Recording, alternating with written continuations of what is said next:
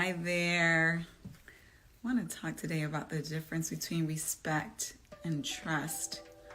And not even as much as the difference, because I think most people understand the difference, but want to talk about how they are differently applied in different situations. I've been hearing a lot of mention lately, especially about respect, and different people have different concepts and appreciations of respect, and when to give it to others and when it should be applied or not, and even what it means. I believe that respect has different meanings for different people, and perhaps that is just a fundamental difference of primary, secondary meanings of respect. For me, a primary meaning of respect is how you are treating someone, the authority that you're giving that person to be who they are, and acknowledging them for who they are. That is how I see that fundamental definition of respect. I respect who you are. That means I'm acknowledging that you have the right to be who you are. A lot of times we use the word respect in a sense of, I really respect that person. I look up to that person. And to me, that's more admiration, in my opinion, of, I really respect that person. They do really good things in the community, or, they really treat people well. I have a lot of respect for them. Like that, obviously is another way we use respect. I see that as a secondary way of using respect. One that is very closely linked to admiration, how you admire someone and what they do. But that primary definition, that primary way of how we define respect, and I respect your decisions, to me is about me acknowledging you have the right to be who you are and do what you want to do with yourself. And so that to me is something that we all deserve. We all deserve a level of respect to be who we are, to be accepted as who we are. And we all deserve a level of respect to be treated equally to others. So regardless of what I decide to do with myself should not alter how you treat me as an individual. You should still have a certain level of respect for me. And similarly goes as I am treating other people, whether they believe what I believe, have the same values that I have or not, whether they do what I choose to do or not, I still should have a level of respect for them as being equal to me. I'm not better than them. They're not better than me. We just have different choices. And so there should be a fundamental level of respecting those different choices and different ways of being. That to me is very different from trust. Like, my goal is to respect everyone. I want to respect the stranger. I want to respect the person who's in a different country, as well as, of course, the person who's standing next to me. Now, trust is a completely different ballgame. And a lot of times, especially when we're in relationships, and they could be all different types of relationships.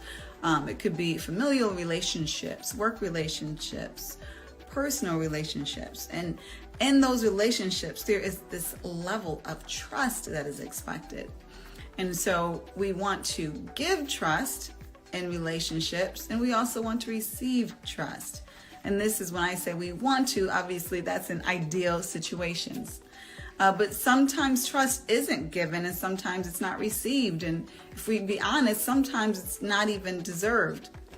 So there's two different fundamental types of trust. And Stephen Covey actually digs deeply into this, and he references them in his model as character trust and competence trust. So the character trust is, I'm trusting that you have good intentions by me. I'm trusting you're going to do right by me, the best that you can. I'm trusting, for example, you're going to tell me the truth. I'm trusting you're not going to lie to me. I'm trusting that you're going to give me advice that you think is going to benefit me. I'm trusting that you want what is best for me. That's that character competence. I'm trusting that you're going to do what is right. The difference between character competence. Now we're going to talk, character trust. The difference between character trust and competence trust. That competence trust is now dealing with more of your abilities. Can I trust you? You said you're going to cook a great dinner. You're going to make a fabulous sweet potato souffle. Now, I might trust your character in that you're going to do your best to make a fabulous sweet potato souffle, but I might not trust your competence. I might think, well, gee, I've never seen you make sweet potato souffle. And when I've seen you make things with sweet potatoes, it didn't come out quite right. So I'm not there yet with the competence trust. And so those are the two different types of trust, that I like to use based upon the Covey's model, and that is the character trust and the competence trust. And a lot of times we're talking about character trust, when we talk about relationships that are personal. Someone might say, I can't trust you. You might say, you don't trust me. Why don't you trust me? So a lot of times we're thinking from that perspective of the character. And so that's why a lot of times we feel offended when we don't have the trust from the other person. And sometimes it has nothing to do with the character trust. We're offended because we take it in, receive it as being about our character, when it's really more about our competence. And as we know, we all have different competencies that we're strong in, and we all, quite frankly, deserve different levels of competence trust from one another, depending on the context. Because in one context, you're going to be brilliant, you're going to be a star, and in another context, you're not going to be so great. And that's just the reality, because there's no star that shines in every sky, even though that may be, contrary to what we see. But for sure, it's not that case. So when we're looking at each other from the perspective of whether or not we should receive trust in a situation, we can't always look at it based upon who we are. We also have to look at it based upon who is the person that we're dealing with. And they have to decide why they should trust you or me or whomever or not. And that's going to be based upon a lot of different factors for them, the same as they are for you, consciously or subconsciously. So first and foremost, we talked about the character trust. And so of course they're looking at whether or not they trust your character, whether or not they trust your competence, but they're also looking at whether or not they trust their experiences. So they may have had experience. So, they may have experiences that you have not been in, and that is having a significant influence on how much they're able to trust you or anyone. They might have had experiences with other people in relationships that may look like you, may talk like you, or may look nothing like you, but it just is the fact that last time they were in this situation, it didn't work out so well. And so a lot of times the trust has to do with their own experiences, whether or not they're going to render trust to you. Another factor other than experience, whether or not they're going to render trust to you, is standards, is expectations.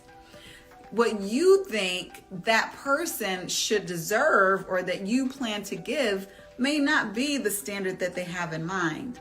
And so while you have the best of intentions, and they may have the best of intentions for you, your standards may be different.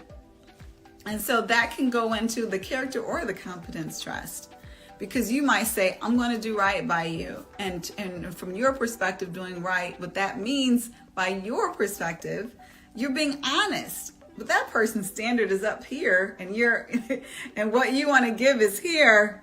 And so you have a disconnect. So it's not that they don't trust you as an individual to be who you are. They don't trust you to give them what they need. And so that's another component of trust. And so that's another reason why we really should not internalize someone else's distrust, because it's not about you. It's a 50-50. It's about their experiences. It's about their standards. And it's about their level of readiness to give that to you or anyone. So trust is something that has to be earned, while respect is something that everyone should receive. At least that primary definition of respect. We all should receive respect.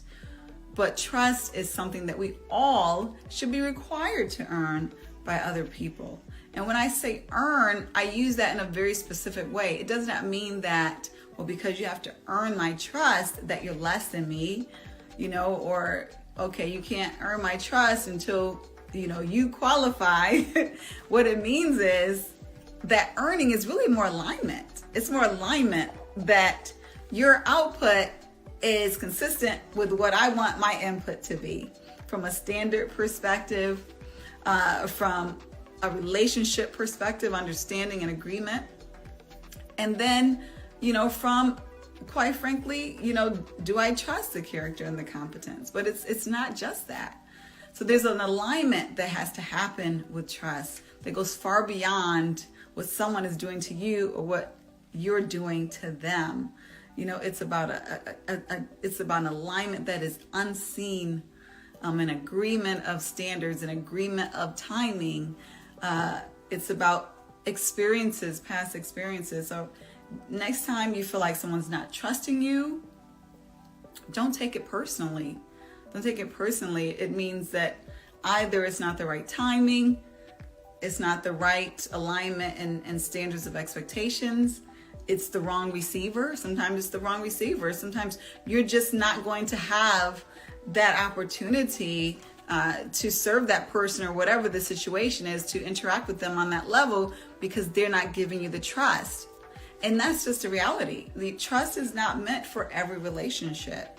Just as God says to guard your heart. That's specifically saying we all have the right. We all have the right to reserve trust as a privilege. There's 8 billion people on earth, and it shouldn't be a situation where anyone should be offended because they're not being trusted, because there's all of these other people who can trust them and may trust them. And it's all these other people also who have the prerogative to trust or not trust. And so trust is a gift. It can be a gift if that is what you want from someone. It can be a gift to receive or to give it. But as we know, all gifts are optional. There are no required gifts. So I don't have to give you trust. I don't have to look for your trust. And you don't have to give someone trust, the same as you don't have to fight for anyone else's trust. You don't have to earn anyone else's trust. You could not care. So your effort in earning someone's trust is up to you. And that's the powerful part about it. Like this whole trust dynamic, there are two people, and maybe more, depending on the dynamic, but in a standard relationship, there are two people, and both have equal amounts of power. There's the one who decides whether or not to trust, and there's the other person who is deciding, one, whether or not to make an effort to earn trust, and two, whether or not it's worth the wait, to earn that trust. And so while both parties are powerful, neither should be offended. Neither should be offended by the decision, or someone is going to say, it's not worth the wait for me to earn this trust. This person is not worth the wait for me to earn this trust. This relationship isn't worth the wait for me to earn this church. This trust. This relationship isn't worth the effort for me to earn this trust. And then the other person might say, you know what? This person isn't worthy of my trust. I don't think I'm ever going to be comfortable making this person worthy of my trust. And so regardless of what end the person is on, they both have equal justification in their decision. And that goes back to the respect, right? Because we're respecting both of them to make that choice. Respecting that person, if they want to spend 10 years working to earn that trust, that's their choice. Whereas if they say, I'm not going to spend another 5 minutes working to earn that person's trust in that relationship, that's also their trust, their choice. I think tongue twisted tonight. And vice versa. So that's an interesting, perspective, I think, of respect and trust and how we use them, and just looking at relationships as just really these voluntary dynamic interactions. That's not about control. It's not about control. When we realize we have no control over anyone else, no logical control over anyone else, it's liberating. It's liberating for ourselves. It's liberating for the other people. And that's how we truly respect people. Like we say we respect everyone, but until we're able to really acknowledge, and give honor even to the decisions that everyone makes for themselves, not on others, but acknowledge and give honor to the decisions that everyone makes for themselves. That is when we're actually respecting who and what people are. It's not about you being aligned with them, connected with them. That's when you're going closer to trust.